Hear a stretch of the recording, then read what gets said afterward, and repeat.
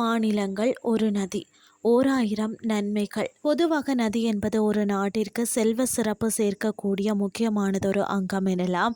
அதுதான் பயன்தோடும் வழியெல்லாம் மீன்பிடி தொழில், விவசாயம், குடிநீர் வழங்கல், போக்குவரத்திற்கு மற்றது மதம் சார்ந்த சடங்குகள் நடத்துவதற்கு என மக்களின் அடிப்படை வாழ்வாதாரம் சிறக்க பல வழிகளில் உதவி புரியும்.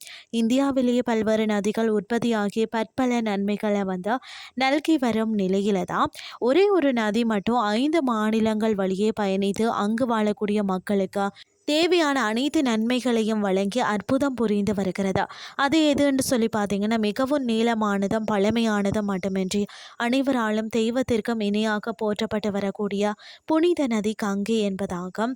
அதாவது இமயமலையில் உத்தரகாண்ட் மாநிலத்தில் கங்கோத்ரி என்னும் இடத்துல தான் உள்ள பனிப்பாறைகளை உற்பத்தியாகி பாகிரதி என்ற பெயருடன் பயணித்து தேவப்பிரயாக் என்னும் இடத்துல பார்த்தீங்கன்னா அலகானந்தவுடன் கலந்து கங்கையாக உருவெடுக்கிறது. சுமார் 2225 கிலோமீட்டர் நீளமுடன் பறந்து விரிந்து ஓடிக்கொண்டிருக்கக்கூடிய ஜீவ நதிகள் ஒன்றான கங்கை உத்தரகாண்ட், உத்தர் பிரதேச, பீகார் அதாவது ஜார்க்கண்ட் மற்றது வெஸ்ட் பெங்கால் ஆகிய மாநிலங்கள் வழியே பாய்ந்து ஓடுகிறதா.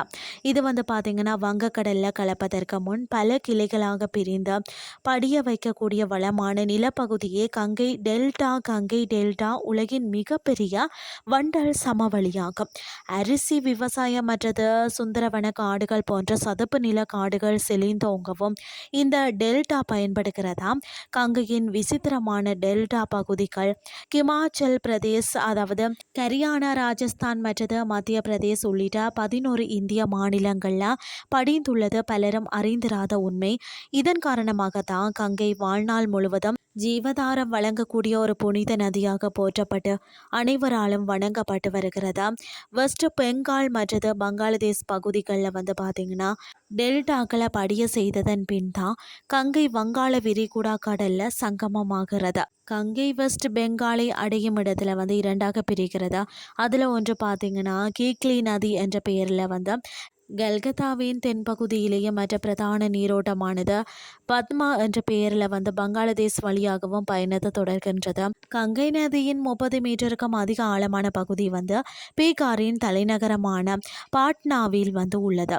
கங்கையும் பிரம்மபுத்திரா நதியும் இணைந்து உருவாக்கிய சுந்தர்பன் டெல்டா உலகிலேயே மிகப்பெரிய நதியோர சமவெளி பரப்பாகும்.